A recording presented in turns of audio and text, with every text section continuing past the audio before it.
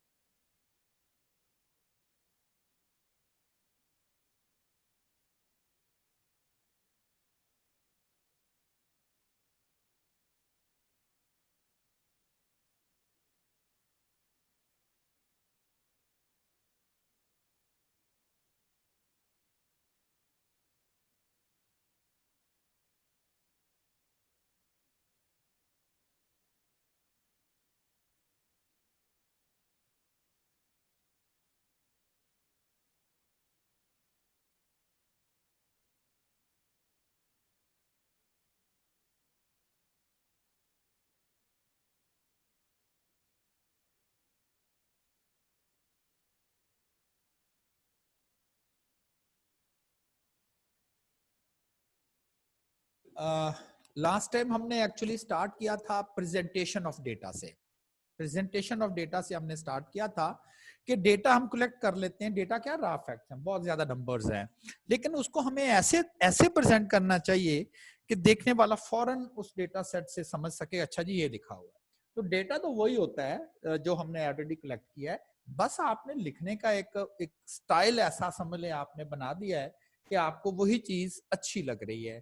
Like आप फर्ज करें कोई क्या बर्फ के गोले खाता जाके, तो बर्फ ही तो है, लेकिन जरा उसको वो उसके ऊपर कुछ शरबत वगैरह डाल के इस तरह से आपको प्रेजेंट करता है तो आपको अच्छा लगता है, ठीक है ना।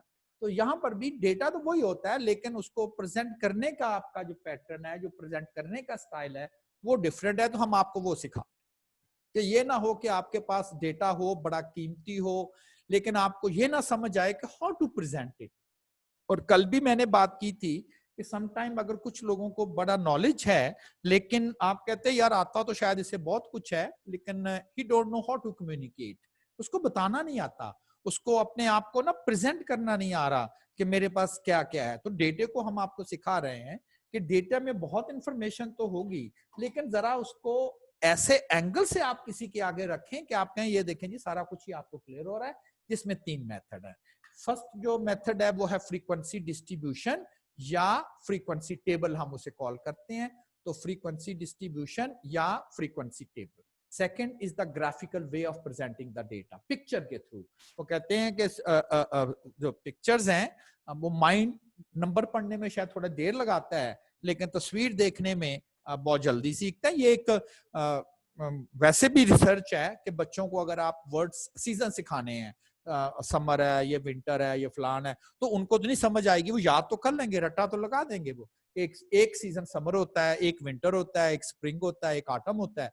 इसकी बजाय आप पिक्चर दिखाएं, समर में दिखाएं उनको कि पसीने और स्वेटिंग हो रही है, विंटर में दिखाएं कि स्वेटर है, कोट है, इस तरह से, तो फौरन वो शायद आपको 4 सीजन उनको समझ भी आएंगे कि विंटर में आप उनको जैसे मर्जी बताते रहे कि winter is for the cold, उसमें हमें सर्दी लगती है, ये होता है, आप पिक्चर दिखा दें, जरूरत ही नहीं है इतना उसको उसके उसके माइंड को आप समझाने, वो खुद ही बताएगा this is now winter season, this is the summer season, this is the spring season and autumn season.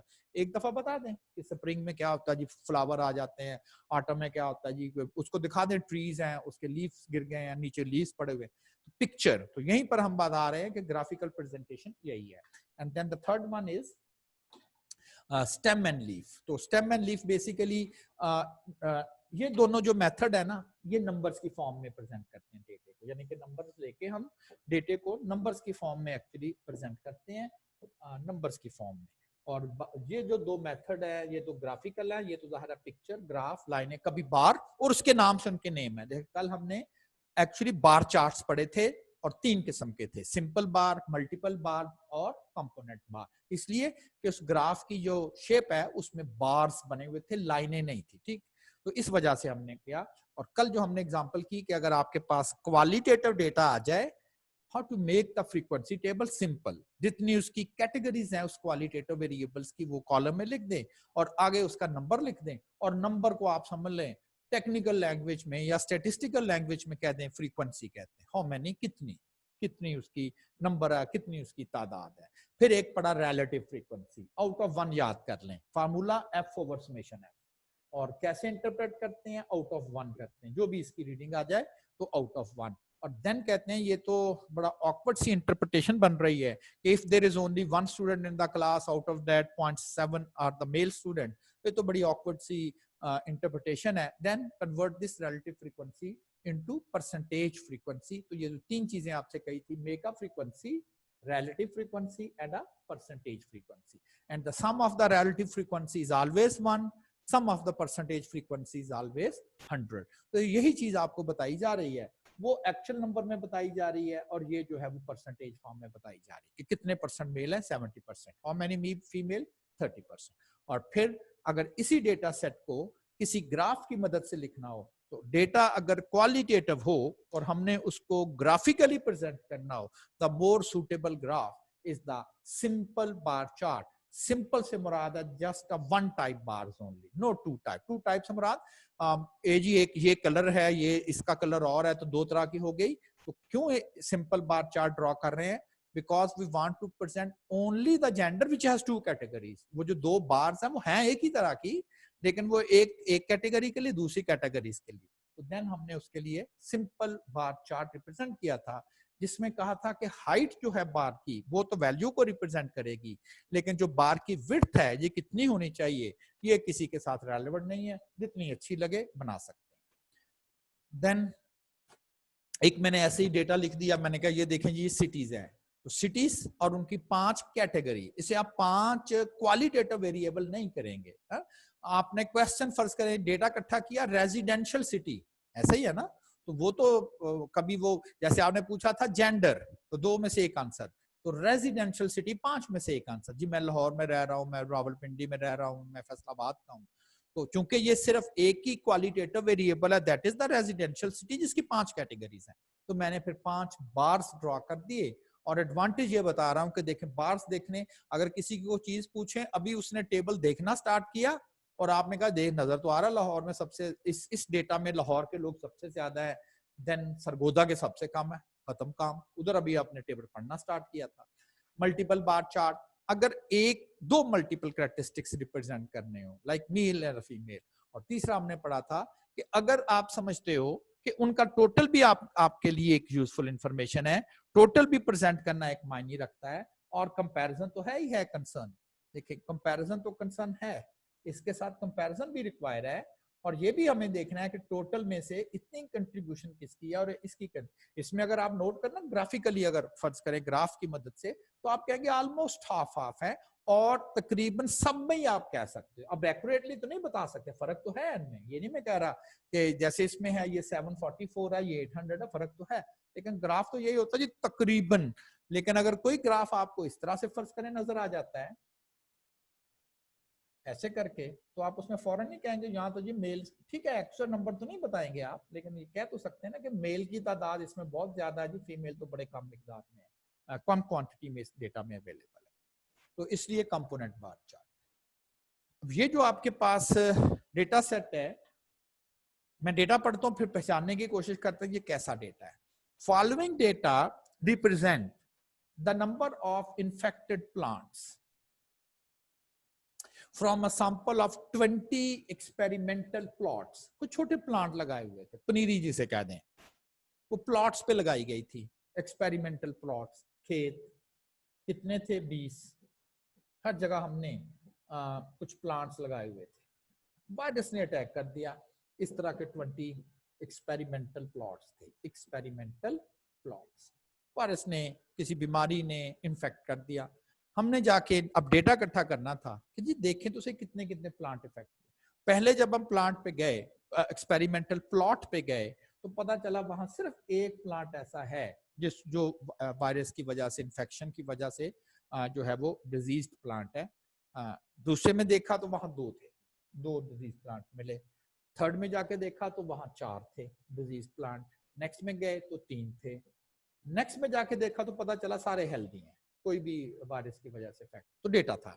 फर्ज करें कि मैं आपसे यही पूछ लेता हूं कि जी कितने प्लांट्स, कितने एक्सपेरिमेंटल प्लॉट्स ऐसे हैं जहां पर बीमारी का बिल्कुल इफेक्ट नहीं हुआ, यानी कि कोई भी प्लांट वहां पर जो है वो इन्फेक्टेड प्लांट्स नहीं है। तो आप कहें जी ठीक ठहर जी हम गिन लें, 1 2 3 4 5। बता दिया आपने आंसर। मैं नहीं कह रहा कि ये कोई बहुत बड़ी आपको शायद एक्सरसाइज करनी पड़ी है, लेकिन बहाल आपने बता दिया कि 5 एक्सपेरिमेंटल प्लॉट ऐसे थे जहां पर एक भी इन्फेक्टेड प्लांट नहीं था, सारे के सारे हेल्दी थे। और मैं पूछूं 2 वाले जिनके 2-2 प्लांट्स इफेक्टेड थे, फिर आप गिनना स्टार्ट करेंगे। और ये तो सिर्फ 20 वैल्यूज है, अगर ये 200 प्लॉट होते तो फिर क्या करना था? तो इसका मतलब है कि डेटा आपने प्रॉपर्ली प्रेजेंट नहीं किया। ये डेटा है, मैं नहीं कह रहा ये डेटा नहीं है, लेकिन जब भी मैं कहूंगा, जब देखे ना, लाइक कोई बुक्स हैं आपके टेबल पे, बुक्स पड़ी हुई हैं और आपने वो बुक्स एक दूसरे के ऊपर ढेर लगा के रखा हुआ है, तरतीब कोई नहीं है। आपको कोई बुक ढूंढनी पड़े तो आप ऊपर वाली बुक इधर इधर इधर इधर इधर, नीचे से एक मिल गई आपको, तो मिल गई, एफर्ट ज्यादा की। मैंने कहा अच्छा अब ये बुक भी ढूंढो, आप दोबारा उधर छलांग लगाएंगे, ढूंढ के शायद ले आए तो 10 मिनट के बाद। लेकिन एक ने बड़ी तरतीब से अपनी बुक्स रखी हुई है टेबल पे, शेल्फ पे, बुक चाहिए, फौरन आप जाएंगे, कहेंगे ये देखें नजर तो आ रही है, सामने तो पड़ी हुई है।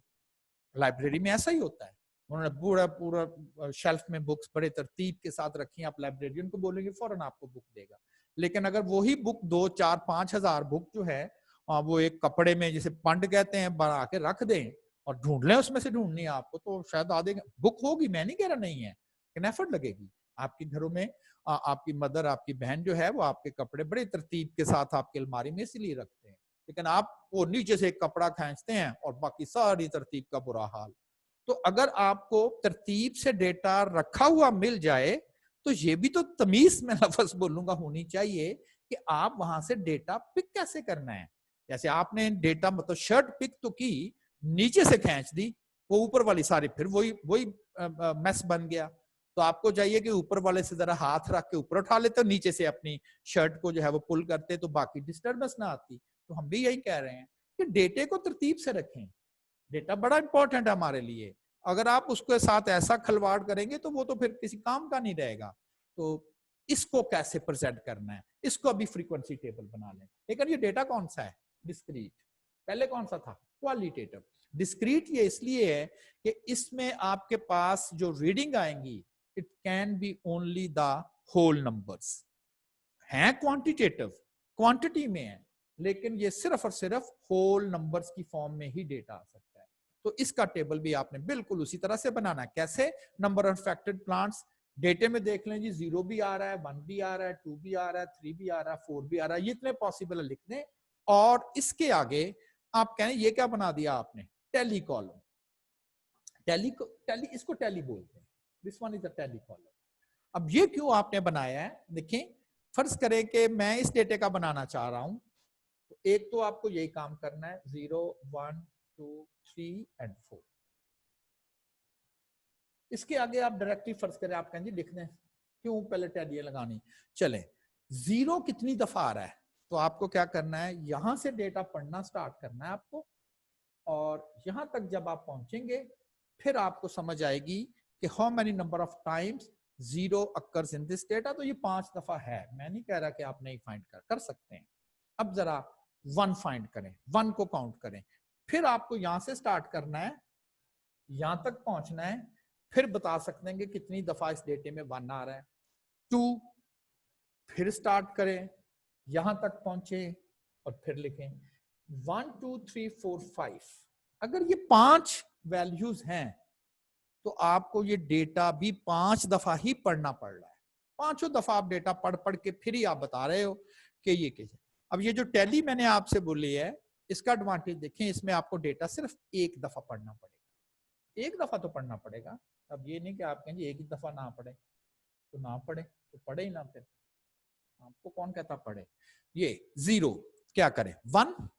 अब 1 को लिखने के लिए इसके अगेंस्ट एक वर्टिकल लाइन लगा दें, जिसे टैली, ये इंडिकेट करेगा कि एक रीडिंग जो है वो 1 है। अब नेक्स्ट रीडिंग पे मूव करते हैं, 2 वर्टिकल लाइन, 4 4, एक दफा 4 इसका मतलब आ गया, 3 3 0 0 के अगेंस्ट एक वर्टिकल लाइन आ गई, 1 एक और वर्टिकल लाइन आ गई, 2 अनदर वर्टिकल लाइन, 3 4 1 लगाते जाएं। जैसे ही आप यहां पर पहुंचेंगे तो आपने डेटा पूरा का पूरा लिख लिया होगा। ये है टैली कॉलम का फायदा कि you have to read the data only 1। तो एक और चीज नोट करें कि मैंने जो डेटा लिखा हुआ है इसमें मैंने टैलीज तो लगाता गया हूं, लेकिन फिर मैंने काट भी दिए हैं, किसी जगह काट दिए हैं, किसी जगह नहीं। तो इसका रूल ये होता, रूल तो नहीं कहना चाहिए लेकिन ट्रेडिशनली है कि फर्ज करें मैं अगर आपको ये कहूं 1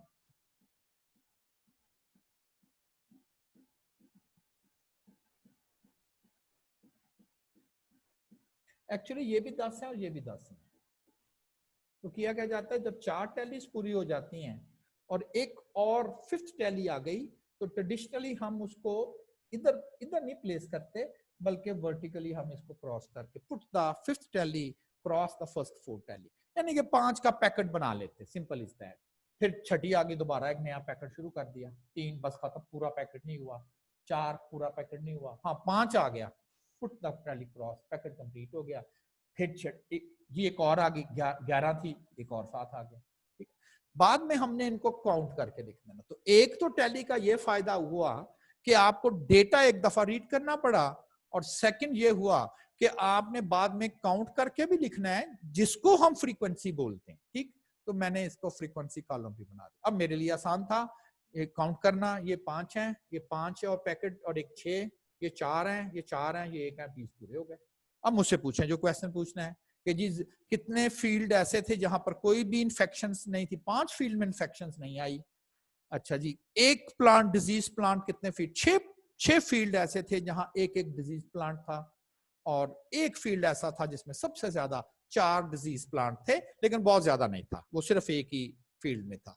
तो वो जो साइंटिस्ट है या जो डेटा इकट्ठा कर रहा है, उसको चीजें समझ कुछ जल्दी आ रही है कि आल्दो इन्फेक्शंस है प्लांट्स में, प्लांट्स उस वायरस की इन्फेक्शंस की वजह से डिस्टर्ब हैं, उनको इन्फेक्शंस है, लेकिन कोई बहुत ज्यादा सीवियर नहीं है। अगर ये यहाँ को 10 रीडिंग होती तो शायद, और 4 होती, तो मैं कहूँगा बहुत सारे प्लॉट ऐसे हैं जिसमें 4 प्लांट्स जो हैं वो इन्फेक्ट हो चुके हैं, जबकि ज्यादातर अगर रीडिंग यहाँ पर है और समझ रहे हैं कि अच्छा जी इसका मतलब है कि इन्फेक्शन तो है, प्लांट इन्फेक्टेड तो हैं, लेकिन कोई बहुत ज्यादा नहीं है। ये कब पता चला मुझे, इस डेटा से शायद कोई इतना ज्यादा क्लियर नहीं हो रहा था, लेकिन अब मुझे जो है वो बड़ा क्लियरली पता चल रहा है कि जी कोई बहुत ज्यादा बहुत ज्यादा इसके ऊपर इन्फेक्शन वगैरह जो है वो नहीं हो रही। तो मैंने इसके बाद फ्रीक्वेंसी इसकी मेंशन कर दी। Then relative frequency we know कैसे, फ्रीक्वेंसी ओवर द टोटल, 5/20 0.25, 6/20 0.30, और इंटरप्रिटेशन स्टिल वही, if there is only one plant in the data, out of that one plant 0.25 fields has no infected plant in it, 0.30 field have one infected plant in it. लेकिन again हम कहेंगे ये तो बड़ा awkward सा जी, एक field में से 0.7 आधा फील्ड कैसे, या उससे भी कम, तो ये तो एक out of 1 year then convert into percentage frequency. Now it is clear, out of, if there is a total 100 fields, out of that 25 fields had no infected plant, in 30% 1, in 20% fields 2 infected plants, in 20% and 5% fields are such in which we have 4 infected plants। तो ज्यादा आपको डेटे की picture जो है वो बिल्कुल clear हो गई कि जी कैसे कैसे ये सारी की सारी इंफॉर्मेशन। तो frequency table for discrete data set, graph same bar chart. तो डेटा सेट क्वालिटेटिव हो और डिस्क्रीट हो, तो देन दोनों के लिए आप कह रहे हैं कि अगर आपको ग्राफ ड्रॉ करना है तो then it's a bar chart. इस साइड पर आ जाएगा जिसका डेटा रिकॉर्ड किया जा रहा है, नंबर ऑफ इन्फेक्टेड आइटम्स है, और वाई एक्सिस पे फ्रीक्वेंसी, हाउ मेनी, 0 5 प्लांट्स में फ्रीक्वेंसी है, 1 की फ्रीक्वेंसी 6 है, 2 की फ्रीक्वेंसी 4 है, 3 की फ्रीक्वेंसी 4 है, और 4 की फ्रीक्वेंसी 1 है। मैंने इसलिए इसमें गैप दिया हुआ है, आप ऐसा समझ लें कि 0 के बाद 1 ना काफी दूर होकर आता है, काफी देर के बाद आता है, ऐसा कह लें। आप कहेंगे 0 के बाद 1 ने नहीं आना, 0 के बाद 0.1 भी तो है। मैं न्यूमेरिक रीडिंग की बात कर रहा हूं, आल्दो इस एग्जांपल में पॉसिबल नहीं है कि जी ये तो इन्फेक्टेड प्लांट्स हैं तो 0 के बाद तो 1 नहीं है ना, बिल्कुल सही है, लेकिन ये मत कहिएगा कि जहां 0 खत्म होगा वहां 1 स्टार्ट होता है, देयर इज अ गैप। तो ये गैप होना चाहिए, इसीलिए हम कहते हैं कि ये जो सिंपल बार चार्ट, क्योंकि आगे ना एक ग्राफ और आना है, वो भी इसी किस्म का, तकरीबन इसी किस्म का, बार ही बनी हुई है लेकिन उसका नाम डिफरेंट है। तो फिर वहां समझ आएगी कि वाकई वहां तो बार एक्चुअली उस मैं अभी डिस्कस नहीं कर रहा, लेकिन वहां पर ना होंगी बार ही इस तरह की, लेकिन वहां पर जो बार्स होंगी ना वो ज्वाइंट होगी, यानी कि उनमें गैप बिल्कुल नहीं होगा, और उसकी रीजन भी समझ आएगी कि वहां गैप क्यों नहीं हम दे रहे। तो वो कभी ना वही पूछ लेता है व्हाट इज द नेम, तो हम कहते हैं बार ही तो बने हुए हैं, तो ये उस ग्राफ का नाम बार चार्ट नहीं है, लेकिन जहां पर भी बार बने हुए हैं अगर उनमें लिटिल बिट आपको गैप नजर आ रहा है तो वहां हमें समझ आएगी कि ये जो डेटा सेट है या तो ये क्वालिटेटिव डेटा सेट था या ये फिर डिस्क्रीट डेटा सेट है। तो दो चीजें मैंने आपको बता दी कि अगर क्वालिटेटिव डेटा सेट हो, how to make its table and how to present it through graph. अगर आपके पास डिस्क्रीट डेटा सेट है, how to present it through table and which type of graph is appropriate for the discrete data.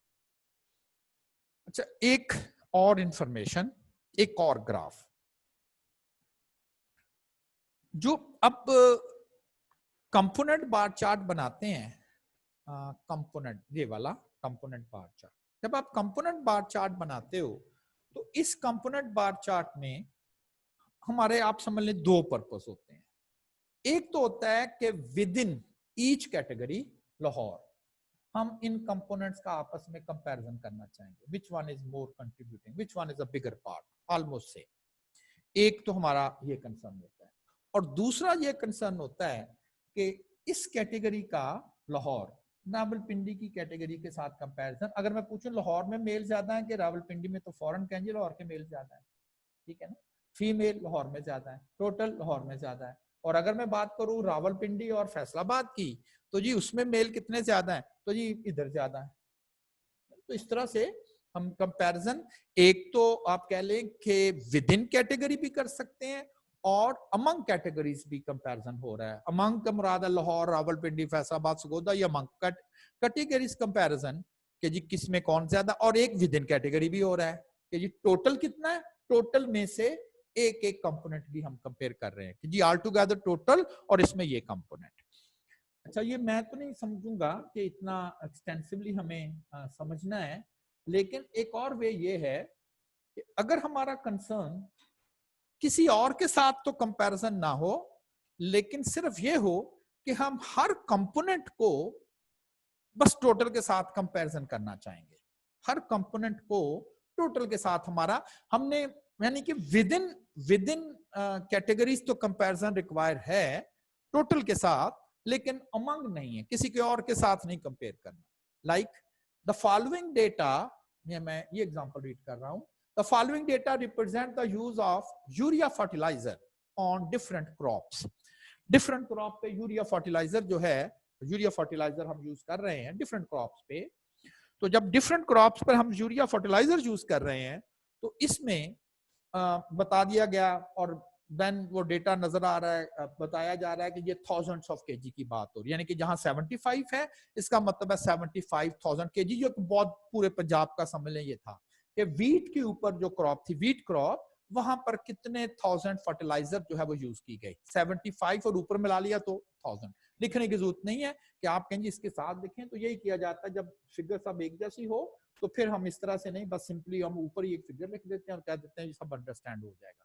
Sugar cane 80, मेज 30,000 KG fertiliser मेज crop पे use हुई है, और लिंटल्स ये दालें वगैरह और इसके लिए 15, और ऑल टुगेदर जो है वो 200,000 केजी फर्टिलाइजर यूज की गई। अब हमने नजर तो आ रहा है शुगर केन पर लिटिल बिट ज्यादा देन वीट है, बहुत कम लिंटल्स पर है और मेज पर भी हो रही है। टोटल ग्राफ ऐसा हमें बनाना है कि कंपोनेंट आपस में तो कंपेयर हो जाएं, ये कंपोनेंट ही हैं सारे, ये आपस में तो कंपेयर हो जाएं, लेकिन ये भी पता चले कि टोटल में से कोई कंपोनेंट कितना आ रहा है।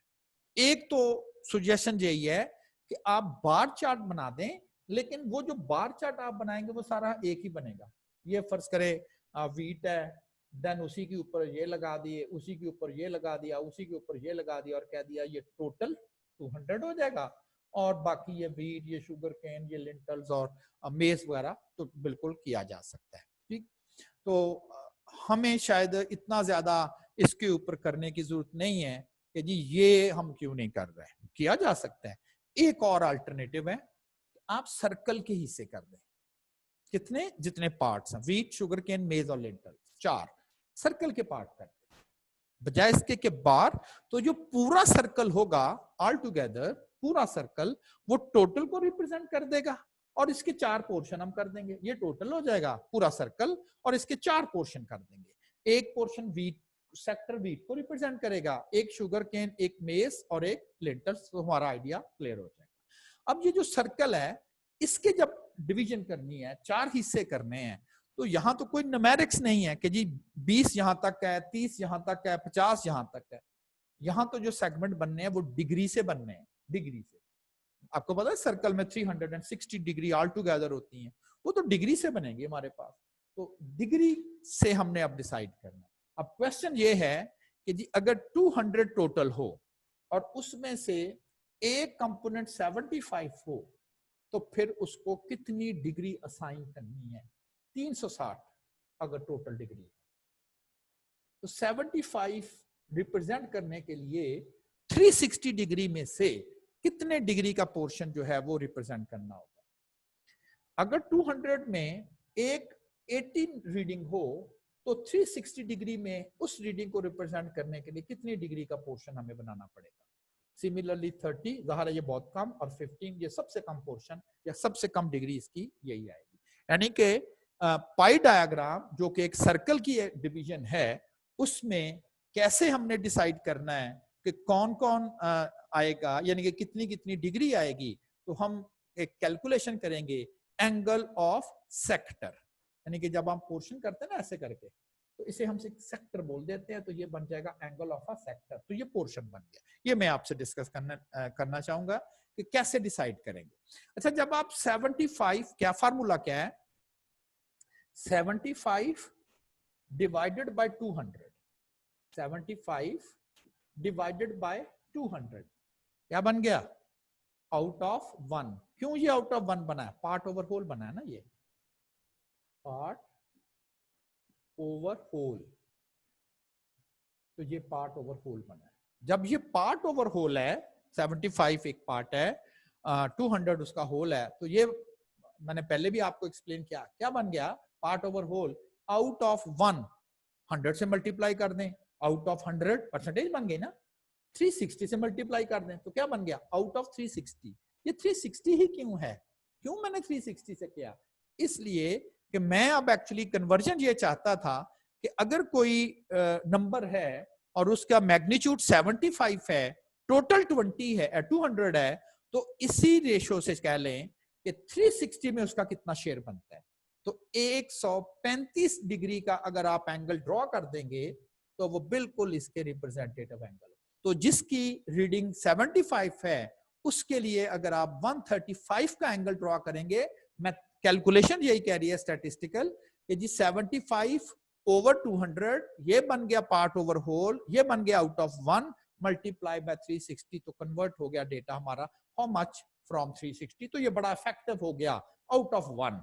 बेसिक्स जहां पर भी कभी हमें ये अच्छा इसमें से ये है, इसे इतने में कन्वर्ट कर दें। आप कहें जी पहले हम आउट ऑफ 1 कर लेंगे, अब आप बताएं कि जी इसे 90 में कन्वर्ट करें तो इसे 90 से मल्टीप्लाई करें, इसे 1900 में कन्वर्ट कर दें, 1900 से मल्टीप्लाई कर दें ना। फर्ज करें आप कहेंगे इसे 1900 में कन्वर्ट करना है, अभी तो ये 200 में से है ना, तो आप इसे करके ये आउट ऑफ 1 बन गया, 1900 से मल्टीप्लाई कर दें, 1900 में हो गया, ठीक है ना। तो मैंने 360, अब जिसकी रीडिंग 80 है उसका एंगल 135 से ज्यादा होगा ना, 80, क्योंकि वो 80 जो है वो 75 से ज्यादा है, तो 144 डिग्री एंगल, 30 54 एंगल, वही फार्मूला वही यूज कर रहा हूं, 30 over 200 multiply with 360, same formula, and then और इसका जगह आप टोटल करेंगे तो इसका टोटल वही 100 जो है वो 360 कंप्लीट होगा। अब जो ड्रॉ करना है, तो ड्रॉ करने के लिए कोई जरूरी नहीं है कि आपके पास प्रोटेक्टर और ये वो सारी चीजें होनी चाहिए और बिल्कुल ठीक ठीक एंगल आपको ड्रॉ करने चाहिए, कोई जरूरी नहीं है, सिंपल आप रफली भी कर सकते हैं। अब ये हमें तो आइडिया है कि अगर आप यहां से एंगल मेजर स्टार्ट करें तो 90 डिग्री का एंगल ये बनता है, यहां पर अगर आप जाएं तो 180 डिग्री एंगल, और अगर यहां पर जाते हैं तो 270 डिग्री, और यहां पर जब कंप्लीट सर्कल आप पूरा चक्कर लगा लेते हो तो 360 डिग्री का एंगल जो है वो आपके पास कंप्लीट हो जाता है।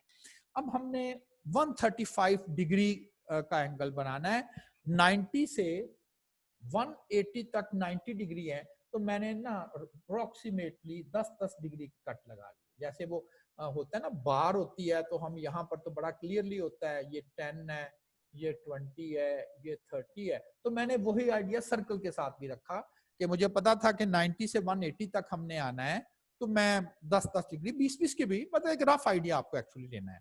135 फर्ज करें, मैंने देखना कहां पर आएगा, 90 यहाँ पर 100 110 120 130, ये 140, तो ऑलमोस्ट बिल्कुल ये वाला एंगल जो है यहाँ तक 135, तो बस इसको ओरिजिन से मिला दीजिएगा यहाँ पर, तो आपने एक सेक्टर बना दिया है 135 डिग्री का, आपने एक सेक्टर जो है वो कंप्लीट कर दिया।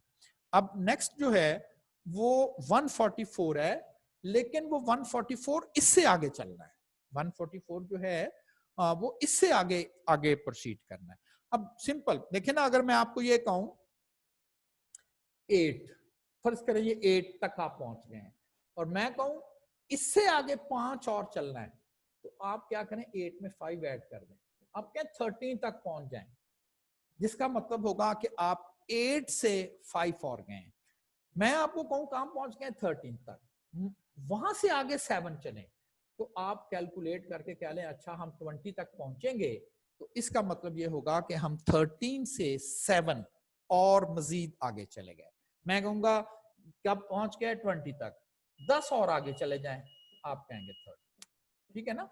यही चीज आप यहां पर इंप्लीमेंट करें कि मैं अब आपको कह रहा हूं कि 135 डिग्री तक आप पहुंच चुके हैं, इससे आगे चलना है आपने, 135 डिग्री तक आप आ चुके हैं, इससे आगे मजीद और 144 डिग्री, तो सिर्फ 135 तक पहुंच गए, कितना आगे जाना है 144, इसको ऐड कर लें 279,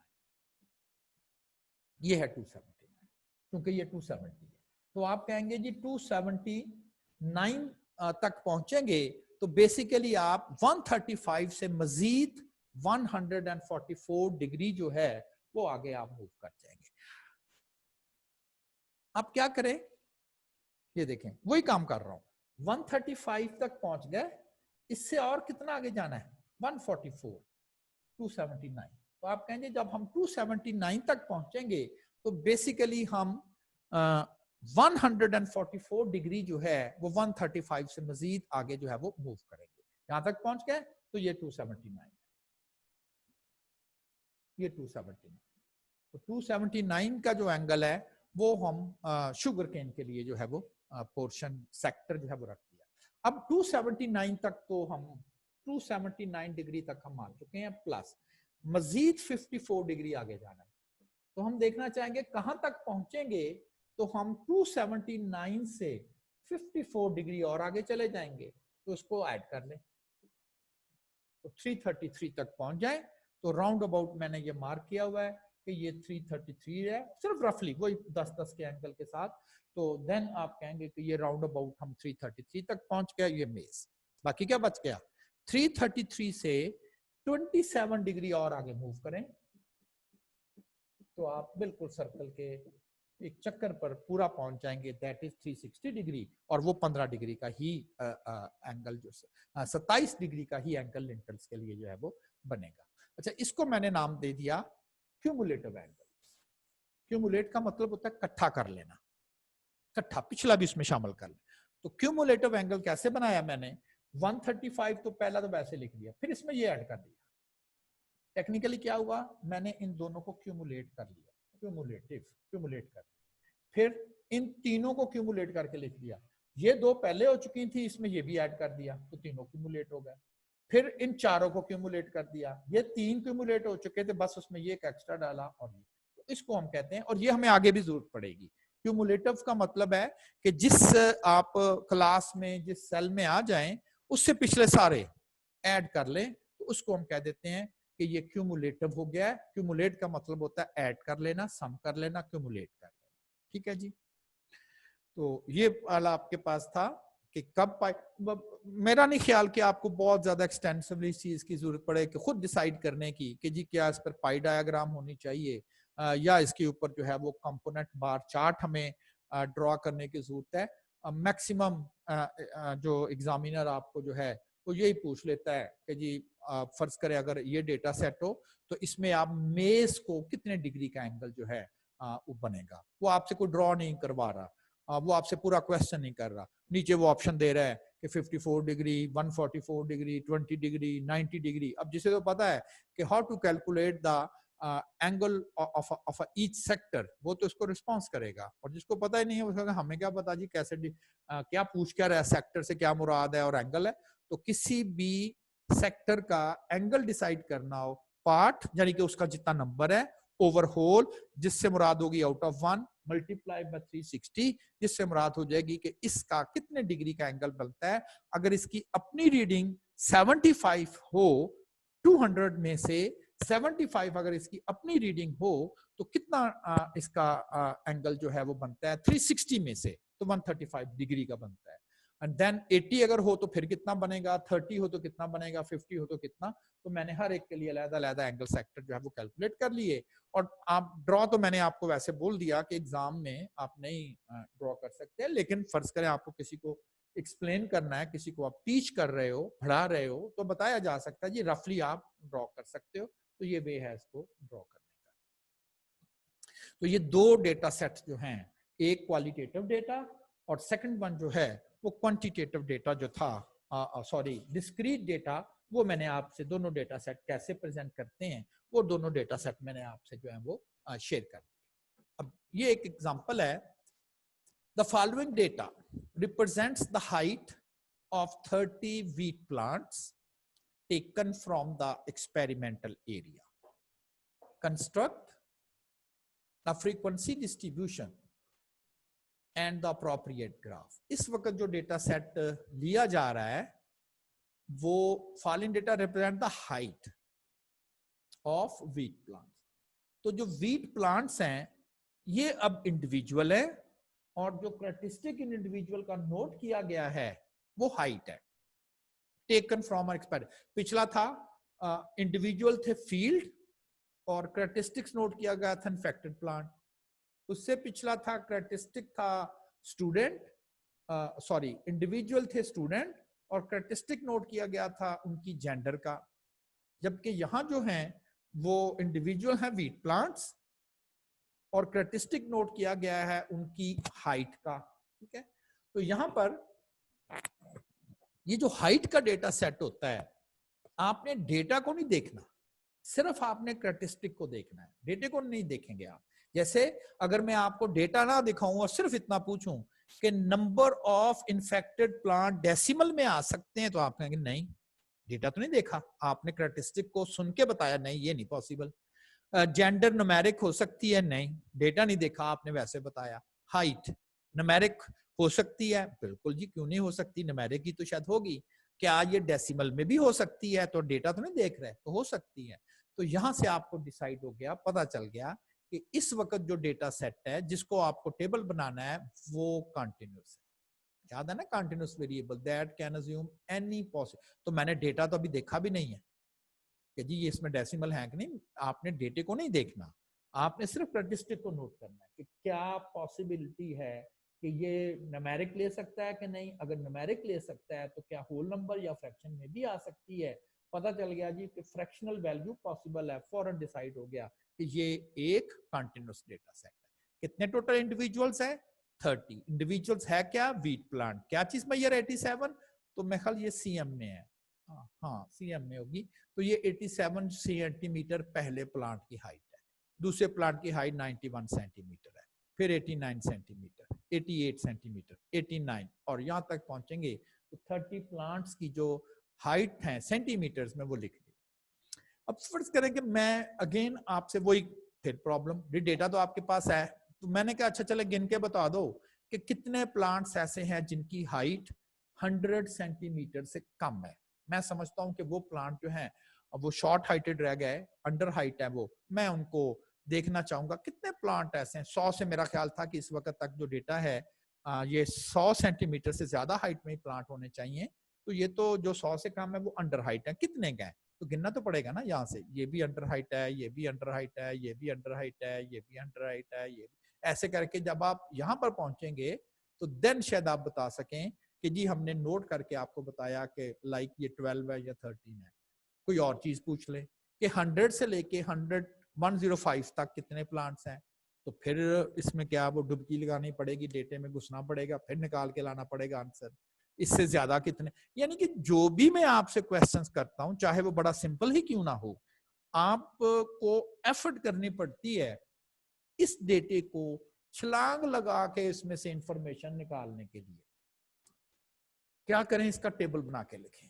पहले भी हमने यही काम किया, टेबल लाइक जो ये बने हुए टेबल बना के लिखे, जिसको हम फ्रीक्वेंसी डिस्ट्रीब्यूशन या फ्रीक्वेंसी टेबल का नाम देते हैं।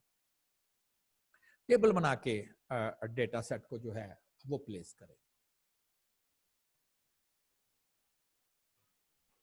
ये वही डेटा है, following data represent the plant height, यहाँ लिखा हुआ है centimetre of a sample of 30, वही डेटा लिखा हुआ है। अच्छा मैं एक आपको एक टेबल दिखा रहा हूँ, सिर्फ दिखा रहा हूँ, बनवा नहीं रहा, दिखा रहा हूँ।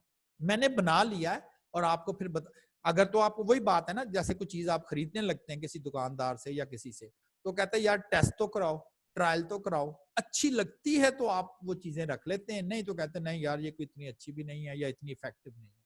तो मैं अब आपको एक टेबल दिखा रहा हूँ।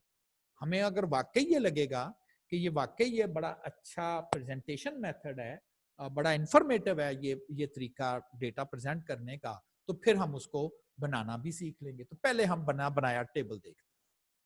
मैंने इसी डेटा सेट को, जो कि इस वक्त ये 30 रीडिंग्स हैं, मैंने कुछ क्लासेस या ग्रुप्स कह दें या क्लासेस कह के लिखा।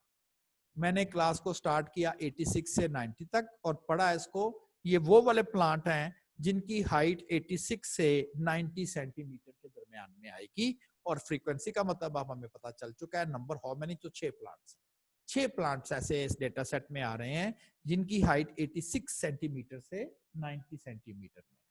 देन अगली क्लास को रीड करूं तो पढ़ रहा हूं 91 सेंटीमीटर से 95 सेंटीमीटर में 4 प्लांट्स हैं, 96 से 100 में 10 प्लांट्स हैं, 101 से 105 में 6 हैं, एंड सो ऑन। तो ये 30 के 30 प्लांट्स का मैंने आपको बता दिया कि हर क्लास में क्लास कह दें, ग्रुप्स कह दें, क्लासेस बोल दें, ग्रुप्स बोल दें, तो हर क्लास या ग्रुप में कितने कितने हैं। अब अगर कोई मुझसे पूछता है कि 100 या 100 सेंटीमीटर से कम कितने हैं, तो मैं सबको ऐड कर लूंगा, क्योंकि वो भी तो कम ही है ना। ये भी 100 से कम है, ये भी 100 से कम है, और यहां तक का तो ये 20 है टोटल है। बड़ी जल्दी मैंने आंसर कर दिया। 100 से ज्यादा लेकिन 105 तक 6 हैं, 110 से भी ज्यादा एक, यहाँ 110 तक 3 है ना, तो 1 है बस। तो बड़ी बड़ी जल्दी नहीं हम इंफॉर्मेशन यहाँ से जो है वो एक्सट्रैक्ट करके और बताई जा रहे हैं। तो ये तो वाकई बड़ा इफेक्टिव वे है। क्यों? हम बहुत जल्दी, बड़ी जल्दी जल्दी हम इंफॉर्मेशन वहां से हमें मिल रही है। लेकिन अगर आप इस डेटे को रीड करके यही देखने की कोशिश करें कि 101 और 105 जैसे ये है, और मैंने फौरन कहा 6 है, तो आप फिर देखते रहेंगे नहीं जी ये भी नहीं आएगा, ये भी नहीं आएगा, ये आ जाएगा क्योंकि ये 101 से बड़ा है, ये नहीं आएगा क्योंकि ये 105 से बढ़ गया। तो इस तरह से आपको एफर्ट करके ये रीडिंग लेनी पड़नी थी। लेकिन अगर आपने टेबल बनाया हुआ है तो फिर तो आपको बड़ी इफेक्टिवली वो चीजें नजर आए। तो दैट्स अ गुड वे कि आप वाकई ये तो ठीक है, फिर बनाना चाहिए। अब क्वेश्चन ये है कि ये टेबल मैंने बनाया कैसे। इसमें हमें 3 एक्चुअली आंसर्स रिक्वायर है। ये मैंने वही लिखा है कि ये टेबल होता क्या है और फ्रीक्वेंसी को कैसे लिखते हैं। आप जस्ट इसे रीड कर लेंगे तो आपको इस चीज का आइडिया हो जाएगा। ये बाद में आपने रीड करना है। अच्छा, अब मैंने कंस्ट्रक्शन करनी है कि ये टेबल मैंने बनाया कैसे है। अब देखें, अगर आप टेबल को देखें, इस वक्त इस टेबल में 1 2 3 4 5 6 क्लासेस, ग्रुप्स कहते हैं, क्लासेस कहते हैं। ये क्यों मैंने डिसाइड किया या कैसे मैंने डिसाइड किया कि ये जो डेटा सेट है इसको बनाने के लिए बस ये 6 क्लासेस बनानी है। क्या ये कोई फिक्स नंबर है 6? तो ऐसा नहीं है। तो फिर कैसे डिसाइड किया?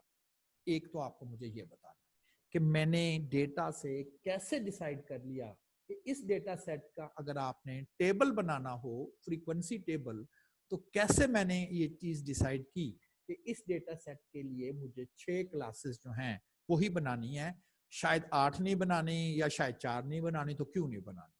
ठीक है जी, आपको बताया जाएगा कि कैसे ये डिसीजन किया जाता है कि how many number of classes. तो एक डिसीजन हमें ये करना होगा। सेकंड, मैंने जो क्लास को स्टार्ट लिया है वो मैंने 86 से स्टार्ट किया है एंड देन 90 पे जाके इस क्लास को फिनिश किया। अगर आप इसकी लेंथ कह दें या इसकी क्लास की विड्थ कह दें या इसका क्लास का इंटरवल कह दें, जो कि 86 से स्टार्ट ले रहा है और 90 पे जाके मैंने इसको फिनिश किया। क्वेश्चन ये है कि जी क्या कोई रूल है कि कितनी विड्थ रखनी है हर क्लास की? 86 से आपने स्टार्ट लिया है और 90 पे फिनिश किया है, तो क्या कोई रूल है कि जी इतनी विड्थ होनी चाहिए? मैं 100 पे भी खत्म कर सकता था क्लास को, मैं 15 पर भी खत्म कर सकता था, तो आपने 90 पे जाके खत्म कर दिया है। और अगर काउंट करें 86 से स्टार्ट लिया है तो 86 को भी शामिल करें ना, तो 86, 87, 88, 89 और 100 और 90, ये 5 बनती है। तो मैंने क्लास का जो इंटरवल रखा हुआ है या विड्थ रखी हुई है वो 5 यूनिट की है। तो क्या हमें जब भी क्लास बनानी है तो 5 यूनिट ही हर क्लास की विड्थ रखनी है? तो आंसर है नो। तो फिर क्वेश्चन बन गया कि जी ये कैसे डिसाइड होगा कि 5 की रखनी है, 10 की रखनी है, 20 की रखनी है? तो ये भी आपको बताया जाएगा। तो आप फिलहाल 2 क्वेश्चन आपने मुझसे, फर्ज करें मैं ही आपकी जानब से क्वेश्चन कर रहा हूं कि जी आपने ये 6 क्लासेस क्यों बनाई हैं, इसका आंसर करें। मैं कहूंगा बिल्कुल हम इसको बताएंगे कि क्यों बनाई है 6। फिर आपने मुझसे सेकंड क्वेश्चन ये किया है जी कि अगर आप इंटरवल देखें तो ये 5 का है, और आपका क्वेश्चन मेरे लिए ये है कि जी 5 का ही रखना है। Answer is no. तो कितना रखना है? तो ये अब आपका सेकंड क्वेश्चन है मेरे लिए। तो आपने मुझसे 2 क्वेश्चन किए कि कितनी क्लासेस बनानी है और हर क्लास का कितना इंटरवल रखना है। अब आपकी जानब से मेरे लिए तीसरा क्वेश्चन कि मैंने जो पहली क्लास को स्टार्ट लिया है, देखिए एक बड़ा बीच में से समझ ले नंबर है 86, तो मैंने इस क्लास को 50 से क्यों नहीं स्टार्ट लिया, या इसको 0 से या 1 से या 10 से क्यों नहीं स्टार्ट किया? वो मैंने एक टिपिकली 86 है, तो क्या हमारी मर्जी है जहां से मर्जी क्लास को पहली स्टार्ट कर ले? तो ऐसा नहीं। अगेन अगर ऐसा नहीं है तो फिर कहां से करनी है? तो तीसरा क्वेश्चन आपकी जानब से आ गया। तो आपने मुझसे 3 क्वेश्चन किए, how to decide the number of classes, how to decide the interval of each class, and how to decide the starting point of the first class, where we should start making the classes. यही आपको actually मैंने ये 3 देखें, कैसे decision कर, ये next lecture में आप पढ़ेंगे कैसे हमने डिसीजन करना है कि कितनी क्लासेस होनी चाहिए, कैसे हमने डिसीजन करना है कि हर क्लास का इंटरवल कितना होना चाहिए, और कैसे हमने डिसीजन करना है कि पहली class where to locate the class limit of the first class, यानी कि स्टार्ट कहां से। जो रेड कलर में है ये मैंने आंसर्स दिए हुए, ठीक है, ये आंसर्स है। तो 3 एक्चुअली क्वेश्चन है, how to decide the number of classes, what should be the length of each class, and the third step या third decision is where to locate, where to start the first class। ठीक है, आप इसको read करें, आपको जो slides दी गई हैं उसको रीड आउट एक दफा कर ले, तो आई थिंक सो कि आपको ये चीज जो है वो क्लियर हो जाएगी। ठीक है जी, दैट्स ऑल, अल्लाह हाफिज।